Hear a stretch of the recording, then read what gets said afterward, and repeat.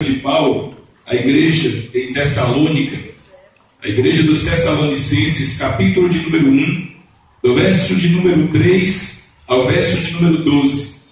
Segunda carta de Paulo à igreja em Tessalônica, segunda Tessalonicenses, capítulo de número 1, a partir do verso de número 3 até o verso de número 12.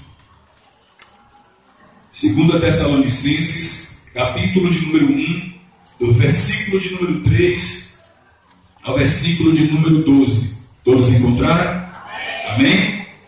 Nos diz assim a palavra de Deus: Irmãos, cumpre-nos dar sempre graças a Deus no tocante a vós outros, como é justo, pois a vossa fé cresce sobremaneira, e o vosso mútuo amor de uns para com os outros vai aumentando, a tal ponto que nós mesmos nos gloriamos de vós nas igrejas de Deus, à vista da vossa constância e fé, em todas as vossas perseguições e nas tribulações que suportais, sinal evidente do reto juízo de Deus, para que sejais considerados dignos do reino de Deus, pelo qual com efeito estáis sofrendo. Se de fato é justo para com Deus que Ele dê em paga tribulação aos que vos atribulam, e a vós outros que sois atribulados, alívio juntamente conosco, quando no céu se manifestar o Senhor Jesus com os anjos do seu poder, em chama de fogo, tomando vingança contra os que não conhecem a Deus e contra os que não obedecem ao Evangelho de nosso Senhor Jesus Cristo. Estes sofrerão penalidade de eterna destruição, banidos da face do Senhor e da glória do seu poder, quando vier para ser glorificado nos seus santos e ser admirado em todos os que creram naquele dia, porquanto foi crido entre vós o nosso testemunho. Por isso também não cessamos de orar por vós, para que o nosso Deus vos torne dignos da sua vocação e cumpra com poder todo o propósito de bondade e obra de fé, a fim de que o nome de nosso Senhor Jesus seja glorificado em vós, e vós nele, segundo a graça do nosso Deus e do Senhor Jesus Cristo. Amém? Podeis assentar, que Deus aplique esta palavra aos nossos corações. Meus irmãos, como já foi ministrado aqui hoje, como Deus ele tem falado aos nossos corações nesses últimos dias, sobre o retorno de Jesus à terra, sobre a volta de Jesus para buscar a sua noiva, a sua igreja, o povo remido, lavado pelo sangue do Cordeiro. Paulo funda uma igreja na cidade de Tessalônica, e se você ler o livro de Atos dos Apóstolos, você vai observar que a fundação desta igreja foi debaixo de grande tribulação. Até ameaças de morte o apóstolo recebeu, tendo que fugir para outra cidade chamada Bereia, para anunciar também o evangelho do Senhor Jesus Cristo. Mas Paulo edificou uma igreja naquela cidade. Paulo deixou um povo naquela cidade com fé no Senhor Jesus Cristo. E a Bíblia diz que este povo de Tessalônica passava por um momento de grande aflição. Esse povo, esta igreja, passava por uma grande perseguição, a ponto de os irmãos de Tessalônica acreditarem que o dia do Senhor havia chegado. Por não haver uma certa comunicação, como é fácil nos nossos dias, de tirar as dúvidas por telefone, via internet, as dúvidas desses irmãos foram enviadas a Paulo. Mas esta carta só poderia chegar muito tempo depois. Surgiu então, no meio do povo, uma carta dita que foi escrita pelo apóstolo Paulo, uma carta falsa, e alguns falsos profetas que introduziram no meio da igreja, dizendo que o arrebatamento já havia se consumado, trazendo grande angústia no coração daquela igreja, trazendo grande angústia no coração daquele povo, que sempre teve uma fé genuína no Senhor. E quando Timóteo leva as informações até Paulo sobre a situação da igreja, Paulo envia uma nova carta, a segunda carta aos Tessalonicenses, para esclarecer algumas dúvidas e para fortalecer a fé daqueles irmãos. Meus queridos, hoje, a igreja atual, talvez no Brasil ainda nós não experimentemos isso, mas ela passa também por um momento de aflição. A cada 23 minutos um cristão é morto no mundo. A cada 23 minutos um pastor, um missionário, um homem de Deus, ele é morto em algum lugar da terra. Nós podemos perceber como sorrateiramente A perseguição tem chegado até a igreja brasileira. No Congresso tem mais de 800 projetos para prejudicar a igreja e a família. E nós estamos vivendo esse dia em que a igreja de Tessalônica, ela viveu. A igreja enfrentou grandes problemas, grandes tribulações, grandes levantes. Mas o que Paulo ensinando àquela igreja? Paulo aponta 3 objetivos pelos quais o sofrimento nos ajuda. O sofrimento tem um objetivo. O sofrimento ele tem um propósito. O sofrimento, Deus quer extrair algo das nossas vidas. Ninguém gosta de sofrer. Ninguém gosta de ser perseguido. Mas é necessário aprender com o sofrimento. É necessário aprender com as aflições. É necessário aprender com os momentos difíceis. Porque dificilmente aprendemos alguma coisa em momentos bons. Dificilmente quando tudo vai bem, nós aprendemos algo. E talvez esse seja o grande problema da igreja brasileira. Falta de perseguição, falta de tribulação, falta de problemas. Talvez seja isso que atrapalhou o evangelho no Brasil. Trazendo um evangelho tão ralo, tão misturado como nós temos visto nesses últimos dias. De cristãos que não se posicionam mais a favor da palavra de Deus. De cristãos que se vendem, homens que vão para a televisão apenas para extorquir as pessoas, que não são pastores verdadeiros, que são verdadeiros mercenários, vendendo a fé dos irmãos. Nós estamos enfrentando, irmãos, o que vai, eu acredito, fortalecer a nossa igreja. Trazer uma igreja genuína, mostrar uma igreja verdadeira. E o primeiro objetivo que Paulo diz sobre o sofrimento é que o sofrimento ajuda-nos a crescer. Ninguém cresce sem sofrimento, ninguém cresce sem dor, ninguém amadurece senão na perseguição. Talvez vocês conheçam aquelas árvores centenárias lá dos Estados Unidos, as sequoias. E eles têm um zelo por aquela árvore, porque são árvores gigantescas. E a distribuição e a proliferação daquelas árvores é muito difícil. E eles pegam as sementes, eles tentam fazer com que aquelas árvores cresçam, que elas nasçam novas mudas, mas não conseguiram. E um certo dia houve um fogo acidental. E o fogo começou a explodir muitas sementes que havia no solo. E eles começaram a perceber que aquelas sementes elas só brotavam em alta temperatura. Irmãos, nós precisamos aprender que muitas vezes nós precisamos passar pelo fogo para que nós possamos crescer. Precisamos passar pela dor para que nós possamos amadurecer. E Paulo disse para aqueles irmãos que o sofrimento ajudava a igreja. O sofrimento ajudava o cristão a crescer na presença de Deus. E é isso que nós precisamos aprender. Um dos grandes pais da igreja, Tertuliano, ele disse que o sangue dos mártires é a semente da igreja. Nós estamos aqui hoje, não apenas porque Jesus verteu seu sangue, mas porque Paulo, porque Pedro, porque todos os apóstolos deram a sua vida pelo Evangelho. Eles verteram seu sangue. Eu sempre digo que o Evangelho não é regado com água. O Evangelho é regado com sangue. Sangue de pessoas que deram a sua vida pelas nossas vidas. Para que hoje nós tivéssemos acesso à palavra. Homens como Martinho Lutero deu a sua vida. Homens de Deus deram o seu sangue para que nós pudéssemos estar aqui hoje. Mas muitas vezes pegamos o sacrifício que esses homens fizeram e muitas vezes colocamos na nossa casa e não valorizamos. Você já parou para pensar quanto sangue foi derramado para que você tivesse essa Bíblia na sua mão? Você parou para analisar quanto sangue foi derramado para nós estarmos aqui hoje falando desse nome, proclamando esta fé? Um chinês, ele disse que a igreja lá da China multiplicou porque o sofrimento ajudou a purificar a igreja. E quando Deus, através do sofrimento, purifica, as bênçãos aparecem. E é isso que Deus quer fazer através do fogo do sofrimento. Deus quer nos purificar. Deus quer purificar o seu povo. Deus quer purificar a sua igreja. E quando Deus purificar a sua igreja, quando Deus purificar as nossas vidas, tenha certeza, bênçãos serão derramadas. Bênçãos serão multiplicadas. Vida brotará do meio da igreja. Mas nós precisamos compreender, meus irmãos, que aqueles irmãos de Tessalônica que enfrentavam uma grande tribulação, eles cresceram em fé. E nós precisamos aprender que fé, ela é adicionada no momento do sofrimento. Ninguém precisa de fé quando tudo vai bem. Ninguém precisa de fé quando as coisas estão boas. Nós precisamos exercer a nossa fé quando nós estamos passando por momentos de dificuldade.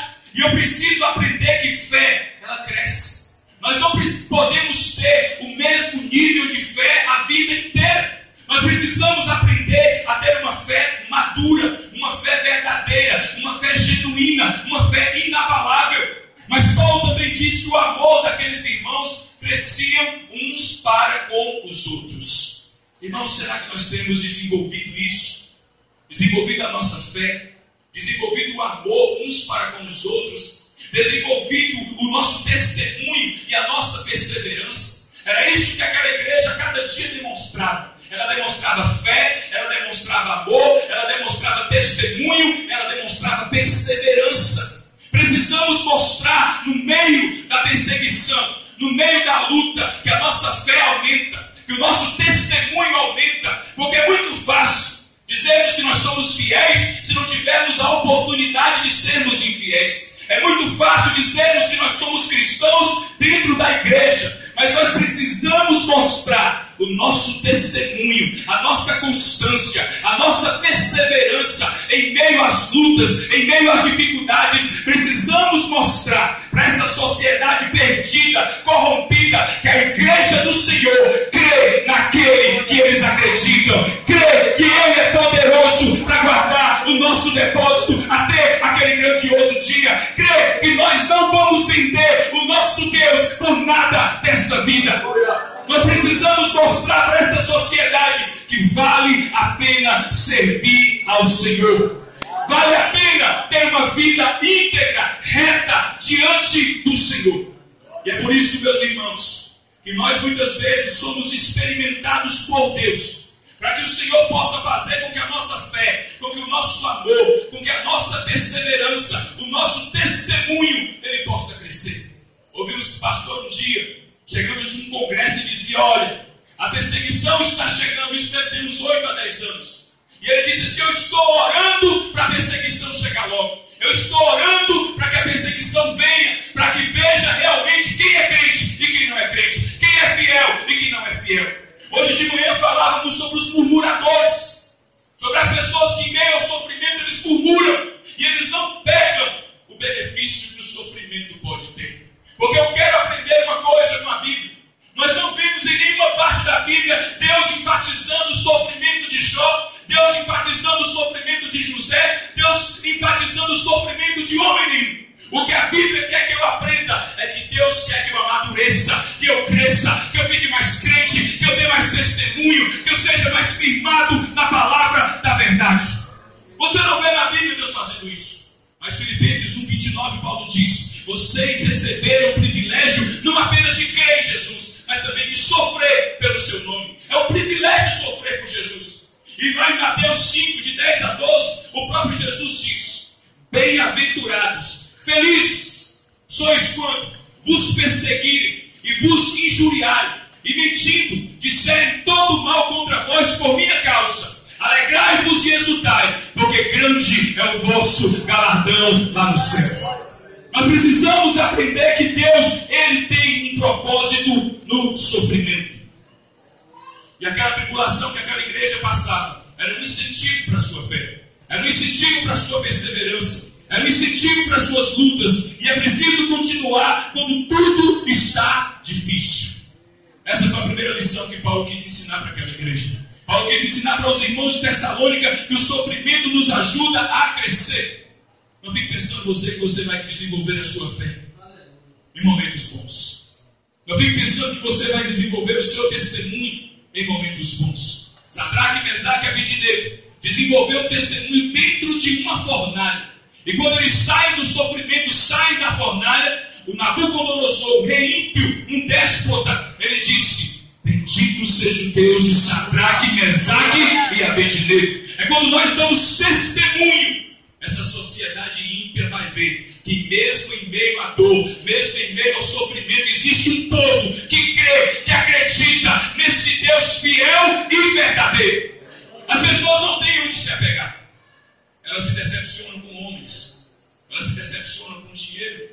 E o próprio Deus diz através de Jeremias, em Jeremias 9, 23 e 24: não se glorie o sábio na sabedoria, nem forte na sua força, nem o rico na sua riqueza, mas o que se gloriar, glorie-se nisto, em me conhecer e saber que eu sou Deus, que faço juízo, justiça e beneficência na terra, porque destas coisas eu me agrado, diz o Senhor. Se nós conhecemos a Deus, é motivo de dar glória, é motivo de se gloriar, porque Jesus diz que os céus e a terra, elas vão passar, mas aquele que faz a vontade do Pai permanecerá eternamente. 1 João 2,15 ao 17 diz: não ameis o mundo, nem as coisas que no mundo há, porque aquele que ama o mundo, o amor do Pai não está nele. Porque tudo que há no mundo, a concupiscência da carne, a concupiscência dos olhos, a soberba da vida, não procede do Pai, mas do mundo. E o mundo, com a sua concupiscência, passa, mas aquele que faz a vontade de Deus permanece eternamente. Nós precisamos aprender que nesse tempo de provação, nesse tempo de luta, nesse tempo de crise, nós precisamos permanecer firmes, crescendo em fé, rompendo em fé, acreditando que Deus, se o mar não se abrir, nós vamos andar por sobre as águas, mas esse Deus é fiel para fazer brotar água da rocha e mandar codornizes no deserto. Esse é o Deus que nós servimos. Nós não podemos nos desesperar em meio ao sofrimento, porque diz que aquele que começou a boa obra há de aperfeiçoar até o dia de Cristo. Diga-se: Deus começou uma obra na minha vida e Ele vai completar, Ele vai aperfeiçoar até aquele dia. E você sabe qual o significado da palavra aperfeiçoar no grego? É trocar as peças que estão com defeitos. É como se no sofrimento nós entrássemos na oficina de Jeová e Ele começasse a tirar de mim, tirar de você aquilo que ainda não tem o agradado. Isso é aperfeiçoamento. É quando nós estamos em deficiência em alguma área e Deus ele nos permite passar por circunstâncias adversas para que nós possamos aprender com o Senhor.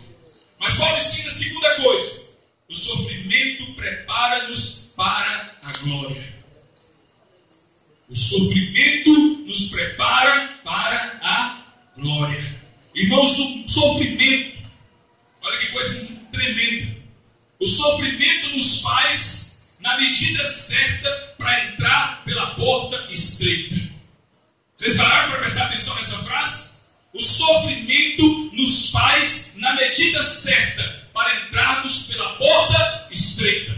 No sofrimento Deus começa a nos lapidar. Deus começa a tirar coisas. Deus começa a tirar algumas coisas que eu me apego. Deus começa a mexer no meu eu, no meu ego. Deus começa a mostrar que eu não sou coisa alguma que eu pensava que eu era. E vai me deixando modelado para entrar pela porta estreita. Porque Jesus diz que estreita é a porta, apertado é o caminho, e são poucos os que se acertam com ele. O sofrimento me faz com que Deus ele possa me modelar para ficar na medida certa de passar pela porta estreita. Vocês estão compreendendo isso? O sofrimento é necessário, porque se eu não passar por ele, eu não vou passar pela porta estreita. Se eu pedir a Deus com o meu ego, com o meu eu, com as minhas vaidades, eu não vou conseguir passar pela porta estreita. E muitas vezes o que está deixando muita gente fora do céu são as bagagens que eles trazem do mundo. Eles não querem abrir mão das suas bagagens. Eles não querem abrir mão daquilo que eles trouxeram do Egito. E eu disse aqui na quinta-feira, tudo que vem do Egito transforma-se em bezerro de ouro. Tudo que vem do Egito transforma em ídolo. Tudo que vem do Egito transforma em idolatria. Muitas vezes nós queremos trazer as coisas do Egito para dentro da igreja. Queremos entrar no reino com as nossas bagagens e nós não entramos. E o sofrimento ele nos faz adequar para ter a medida certa para entrar na porta estreita. Talvez você e eu precisemos ainda ser moldados bastante para poder entrar por esta porta estreita. É bastante estreita. E Jesus ele deixa bem claro, são poucos os que acertam com ela. E diz que larga, espaçosa é a porta que conduz para a perdição. E muitas vezes nós pensamos nisso apenas na prostituição, na bebedeira, nas drogas. Mas muitas vezes podemos estar dentro da igreja e querendo andar pelas portas largas. Queremos estar dentro da igreja e não queremos deixar o oleiro moldar as nossas vidas. Não queremos deixar o carpinteiro de Nazaré moldar o nosso caráter para nós entrarmos pela porta estreita. Existem muitos cristãos que não estão sendo preparados para a glória porque não passaram pela porta. É preciso deixar o nosso ego. É preciso deixar as nossas vaidades. É preciso compreender que eu não sou bonzinho como eu penso. É preciso compreender que o meu coração é enganoso. É preciso entender que eu preciso deixar o deixa o Espírito Santo de Deus trabalhar no meu coração? Será que você está pronto para passar na porta estreita? A medida da sua vida hoje é a medida da porta. Será que você e eu, nós estamos preparados para atravessar por esta porta que não passa com bagagem, só passa as nossas vidas? Uma certa feita eu li uma história de um mico, macaquinho curioso. Os nativos pegavam um coco, furavam um coco, colocavam a pedrinha dentro do coco.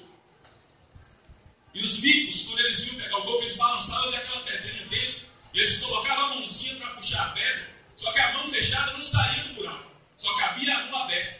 E eles preferiam ser capturados e mortos, mas não abriam a mão daquela pedrinha dentro do coco. Tem crente assim.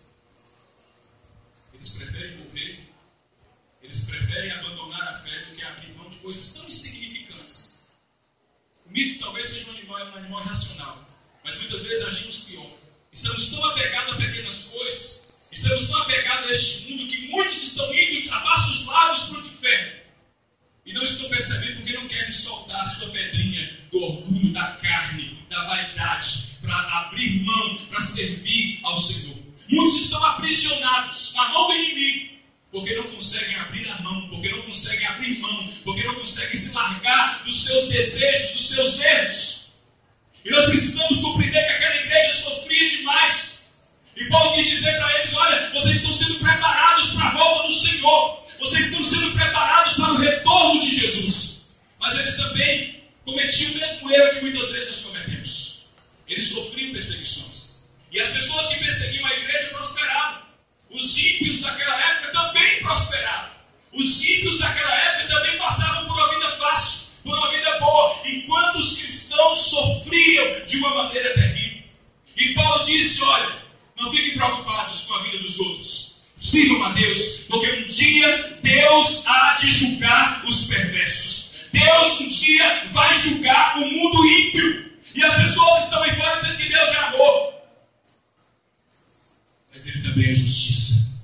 E Ele vai dar em paga, Ele vai dar em troca. Tudo que as pessoas fizerem contra a igreja, tudo que as pessoas perseguirem a igreja, Deus há de julgar os ímpios. Deus há de julgar o mundo perverso. É melhor hoje estar sofrendo do lado de Deus do que amanhã sofrer eternamente. E foi como dito nesta noite: a porta vai fechar. E muitas pessoas estão dizendo assim: ah, mas eu estou do outro lado, mas vai dar tempo eu ir para o lado de Deus. Será que vai dar tempo? Será que vai dar tempo? Esses dias eu falava, convidou uma pessoa e disse: não, eu vou nessa festa primeiro e depois eu vou pensar nesse negócio aí para a igreja. Será que vai dar tempo? Será que nós vamos ter outra oportunidade? Esse menino de hoje, ninguém sabe como está a sua vida. Mas hoje Jesus voltou para ele. A vida dele foi interrompida, a sua oportunidade foi ceifada. E uma das maiores tentações é deixar para se converter no último momento, porque ele não pode dar tempo.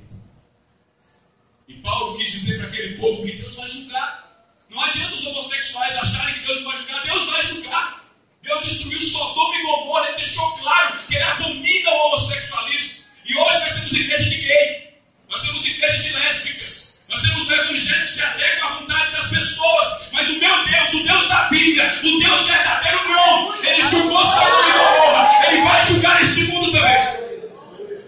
Deus vai julgar.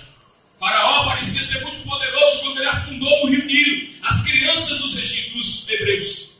Mas Deus mostrou que ele é maior e matou um exército inteiro debaixo de um mar vermelho. Deus julga.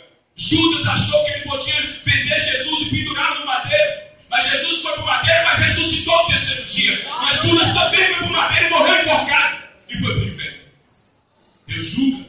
Saul tentou a vida toda matar Davi com espada, morreu pela própria espada. Deus julga. Deus há de julgar este mundo perverso. E Cristo e a igreja vai voltar.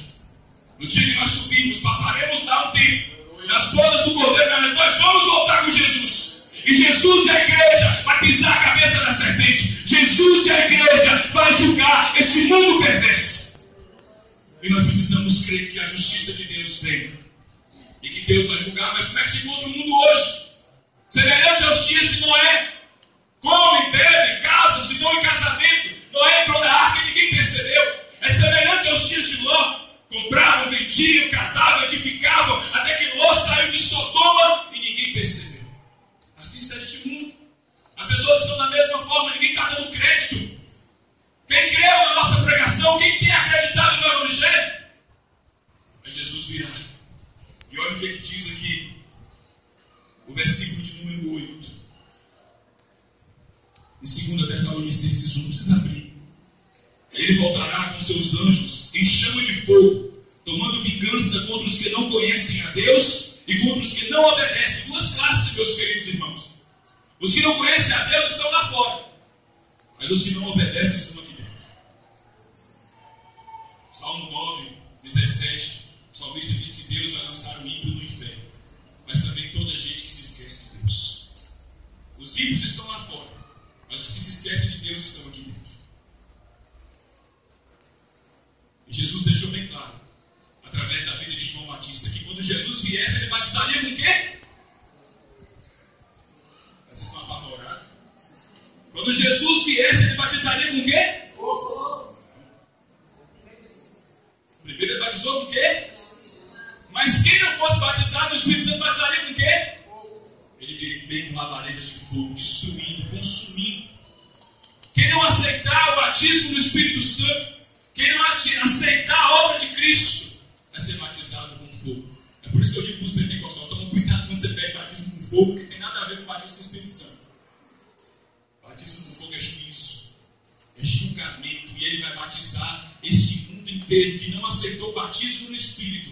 Ele vai batizar esse mundo no fogo, em chama destruidora, porque o que está reservado a este mundo é para o fogo.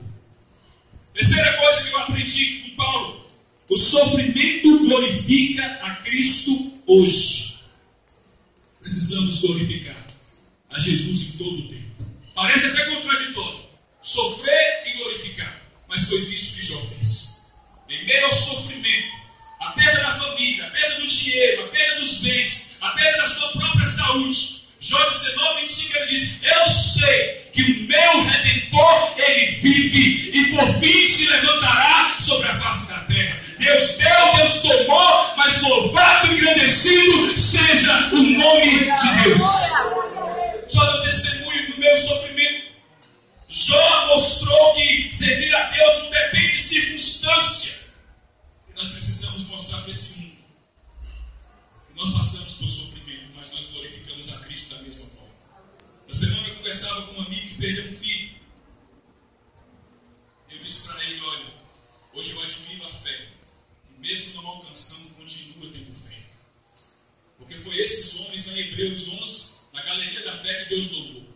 Homens que foram cerrados pelo meio, apedrejados, passaram privações, andavam pelos mantos da terra, homens dos quais o mundo não era digno. E esses homens não herdaram a promessa, mas morreram acreditando. Essa é a fé que Jesus quer trazer no nosso coração. Talvez você não vai alcançar o que você espera, talvez você não vai ter o que você deseja ter na vida, mas você precisa mostrar para a sociedade, para as pessoas, que mesmo assim vale a pena servir a Deus. Vale a pena. Vale a pena. Porque Deus não te escolheu para te deixar sozinho. Deus te escolheu e Ele disse que estaria contigo todos os dias, até a consumação do século. Ele prometeu que no mundo nós teríamos o quê? Aflições. Mas se nós tivéssemos bom ânimo, Jesus está conosco. Em meio à dor, em meio ao sofrimento, Jesus está conosco. E às vezes nós precisamos aprender que é no sofrimento que nós temos uma visão mais clara de Deus. Quando Sadraque, Mesaque e Abednego entrou na fornalha, apareceu quem? O quarto homem. Quando ele sai da fornalha, desapareceu o quarto homem. Muitas vezes nós enxergamos Jesus na fornalha, no fogo ardente, nas aflições, nas dificuldades. Se você parar de queixar, de lamentar o seu sofrimento, as suas dificuldades, e passar a glorificar a Deus, você vai ver que vai tomar uma dimensão totalmente diferente. As pessoas vão olhar e falar: olha, esse é crente, porque passa por aflição, passa por dificuldade e glorifica a Deus, e louva a Deus, e bendiz o nome do Senhor. Dificuldade todo mundo passa. Agora a diferença do crente é que ele sabe que ele tem feito e sabe que ele é poderoso. É um testemunho lindo de Caleb. Caleb passou quantos anos para receber uma promessa? 45 anos. E quando ele recebe a promessa, já estava com 85 anos. Ele disse assim: olha, hoje eu estou com a mesma força. Hoje eu tenho a mesma fé. Estou pronto como no dia em que Deus me prometeu. Posso sair, posso batalhar, posso guerrear. Estou da mesma forma. Eu conheço pessoas que desistem com um mês. A Leve esperou 45 e estava do mesmo jeito. Com o mesmo vigor, com a mesma força, com a mesma coragem. E se fosse para guerrear, ele guerreava. Se fosse para ir à frente da batalha, ele ia. Se fosse para esperar mais, ele esperava. Precisamos aprender algumas coisas no meio do sofrimento. Nós precisamos primeiro agradecer a salvação e a presença de Deus. Tudo vai passar. Se você está feliz hoje, quer te dar a notícia, vai passar. Tudo passa. Não tem felicidade que dure para sempre. Mas eu quero dizer uma coisa também. Você está sofrendo? Vai passar. Se não passar, tem que passar na eternidade. Pode ficar tranquilo. Vai passar. E será que temos agradecido a Deus pela salvação? Será que temos parado para imaginar a salvação que Ele nos deu? Quando os 70 voltam da sua obra, eles voltaram maravilhados. Senhor, nós expulsamos demônios, nós curamos enfermos. E Jesus não se alegra por isso. Alegrai-vos primeiro porque o vosso nome está escrito no céu. Alegrai-vos primeiro porque o vosso nome está escrito no livro da vida. Alegrai-vos primeiro porque vocês têm a salvação eterna. E nós muitas vezes estamos nos alegrando em muitas outras coisas. Temos colocado a nossa alegria em muitos outros lugares. Mas a alegria verdadeira está na salvação. A alegria verdadeira está na presença de Deus na nossa vida. E nós precisamos agradecer a Deus. Eu não estou sofrendo, mas eu sou salvo. Eu estou sofrendo, mas eu tenho o Senhor, que é a pérola de grande preço, que é a bênção maior do Evangelho. Eu tenho a tua presença. Porque nós estamos tão apegados, Jesus chama de demais coisas. Ele está precisando de roupa, é normal. Está precisando de comida, é normal. Está precisando de alguma coisa material, é normal. Deus sabe que vocês e eu precisamos de tudo isso. Mas busque em primeiro lugar o reino de Deus e a sua justiça. E as demais coisas Ele acrescenta. O que nós estamos preocupados é com as demais coisas. Ah, mas como eu queria ter isso, como eu queria ser assim, como eu queria estar morando em tal lugar. Jesus disse assim: isso eu posso até fazer, mas são demais coisas. No dia que você mudar o seu foco, eu posso até fazer. No dia que você compreender que eu sou mais precioso do que qualquer coisa, eu posso fazer. No dia que você entender que isso é demais coisas, eu posso fazer. E Deus fez uma prova de Abraão em Gênesis 22. Deus pediu a Abraão para sacrificar o seu único filho, o filho que ele mais amava. E a palavra Isaac significa riso. Foi o que trouxe alegria no coração de Abraão e Sara. Um com 100 anos, um com 90 anos consegue ter um filho. Era um motivo de alegria. E Deus quis ensinar que o verdadeiro motivo de alegria é a salvação, é a presença de Deus na nossa vida. E Deus pediu Isaac. E Abraão sacrificou Isaac, não fisicamente, mas no seu coração ele sacrificou. E Deus disse: agora eu sei que tu me amas, porque tu não negaste o teu único filho a quem amas. Isaac era demais coisa. E Abraão compreendeu isso. Se ele matasse Isaac, Deus dava multidão de Isaac para ele. Mas se ele perdesse Deus, não tinha que arrumar outro Deus como o nosso Deus. Vocês estão compreendendo? Se você perdeu o que você tem, se você perdeu alguma coisa, Deus pode te dar tudo. Pode fazer como ele fez com Jó. Dá o dobro. Mas se você perder Deus, se você perder sua salvação, se você perder a vida eterna, onde é que você vai conseguir? Segunda coisa que o cristão fiel precisa aprender: entregar-se à vontade de Deus sem reclamar. Jesus estava no Getsemane. Ele começa a transpirar gotas de sangue, angustiado, agoniado. Seus discípulos fiéis que ele levou para orar dormia. Ele estava sozinho. Jesus sabia do sofrimento que ele ia passar e disse: Senhor, se possível, passa de mim este cálice. Mas ele recorre e diz: mas não seja como eu quero, e sim como tu queres. Eu me entrego à tua vontade, eu me entrego ao teu querer. Nós precisamos acreditar nesse amor que foi tão ministrado aqui hoje pela nossa culto. Precisamos entregar a Deus. Ele sabe o que faz. Ele sabe o que faz. Existe um livro que diz que amanhã pertence a Deus. Ele sabe o que faz. Ele tem domínio sobre tudo. Entrega o seu caminho ao Senhor. Confia nele. E o mais ele tudo as entrega. Deus só faz quando nós conseguimos entregar. Precisamos entregar as nossas vidas a Deus sem reclamar. Estamos reclamando demais. Estamos murmurando demais. Estamos fazendo com que as lutas que poderiam durar um dia durem um ano, por conta da nossa murmuração.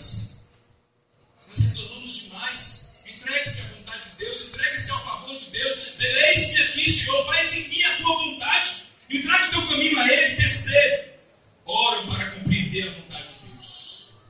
João 13,7, Jesus diz o que? O que eu te faço hoje você não entende, mas amanhã você vai entender. Tem coisas que nós não entendemos no momento. Por que essa perda? Por que esse sofrimento? Mas amanhã nós passaremos a compreender. Quarto, testemunham e glorificam a Deus nas circunstâncias difíceis. Quinto, espera os desígnios do Senhor com perseverança. Não desista. Não desista. Não faça como a mulher de Ló, não olhe para trás. Creia nas promessas de Deus. Creia que o Senhor virá. Ele é fiel para cumprir as suas promessas. E Jesus diz: não turbe o vosso coração.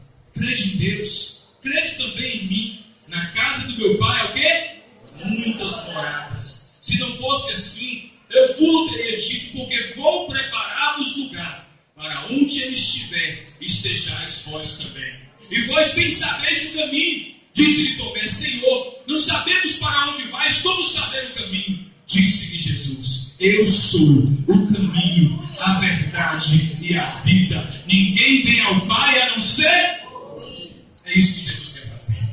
Não endureça o teu coração. Muitas vezes Jesus está te passando pela prensa para sair o melhor azeite. E para uma má notícia de vocês, um azeite vai ficar puro, passa 8 vezes pela prensa. Vai ficar limpinho. Então, o primeiro pode servir para acender lâmpada.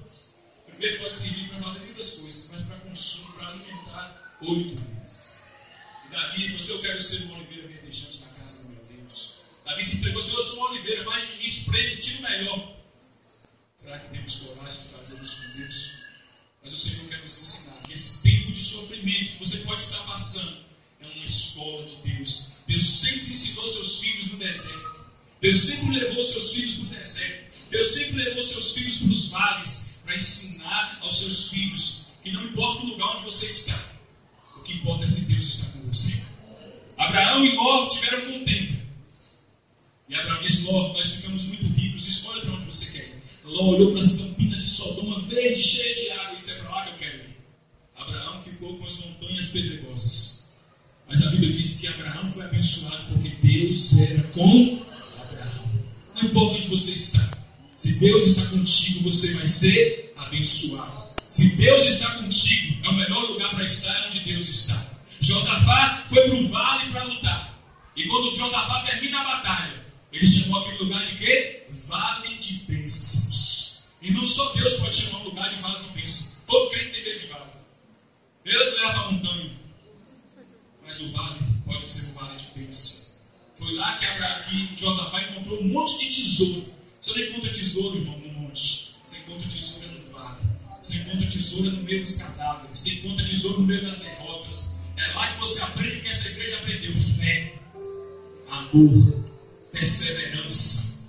Por isso que essa igreja aprendeu no vale. E nós precisamos aprender com o Senhor a gerar frutos.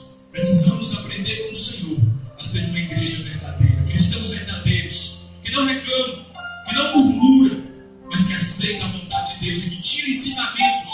Se o Senhor está me permitindo isso, é porque o Senhor quer que eu me aproxime mais dele. Se o Senhor está me permitindo isso, é porque o Senhor está querendo mudar a minha vida. Não seja orgulhoso. Não rejeite o ensinamento de Deus. Não rejeite o que Deus quer fazer na sua vida. Aceite.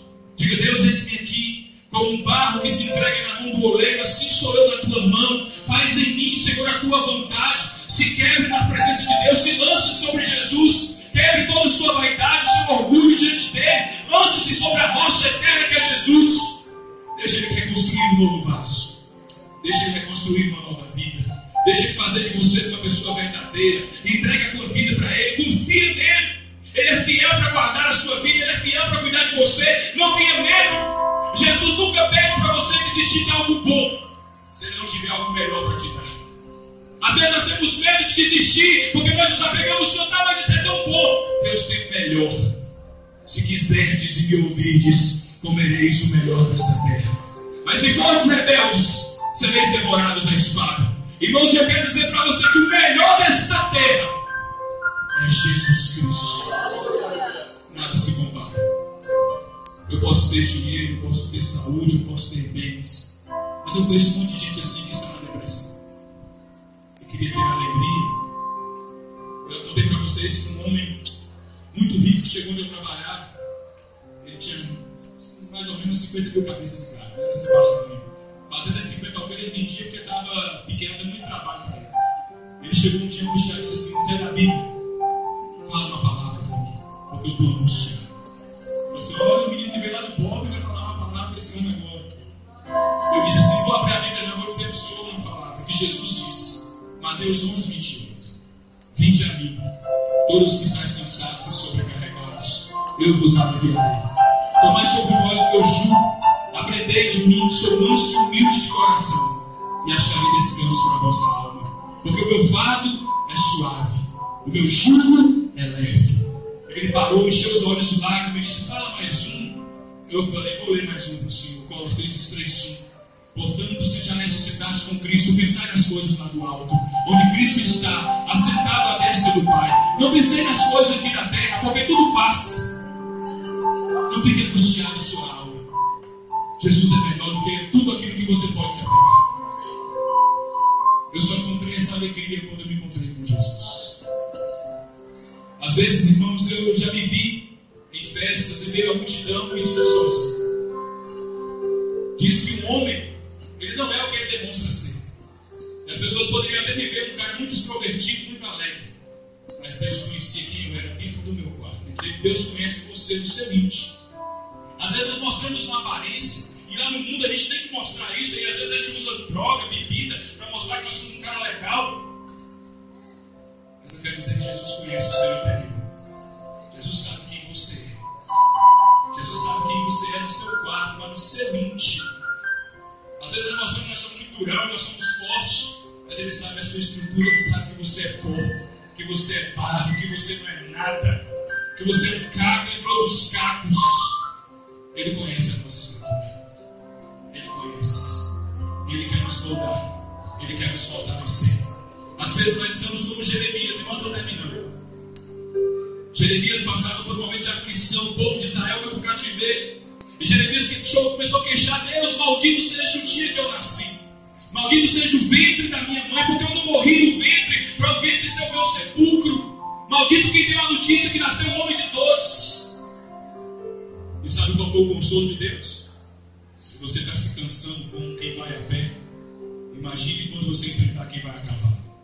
Se em terra de paz você não se sente seguro, imagine quando você enfrentar a floresta do Jordão.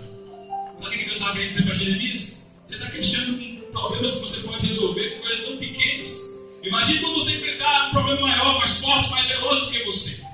O que você vai fazer? E Deus queria fortalecer as emoções de Jeremias. E Deus quer fortalecer as nossas emoções. Deus não nos quer tão frágeis assim. Ele quer nos estruturar.